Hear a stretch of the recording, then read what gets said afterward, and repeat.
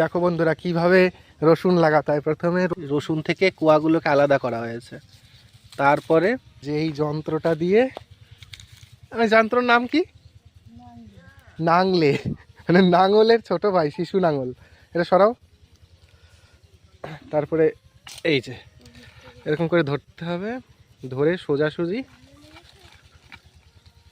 এরকম করে টান দিতে হবে। আবার কাঁচি এই জায়গায় সোজাসুজি এরকম করে ওই 1 বিঘা বা একটু বেশি দিয়ে আরো একটা টানতে হবে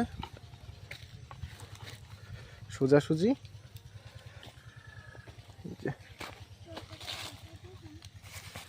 লাগানো হয়েছে, তাহলে এই সোজাসুজি এই সোজা দিয়ে টানা হলো।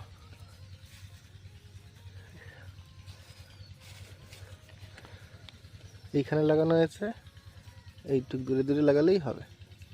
আর অবশ্যই এটা গোড়া, আগা রসুনের আগার দিকটা উপরে থাকবে। অনেকেই জানো, অনেকেই জানো না, একদম সোজাসুজি করে লাগাতে হবে। তার আগে একটু সার দেওয়া হয়েছে। কি কি সার দিছে এর মধ্যে? ফসফেট, ইউরিয়া, পটাশ একসাথে মেশানো পুরো জমিতে দেওয়া হয়েছে। আর কি?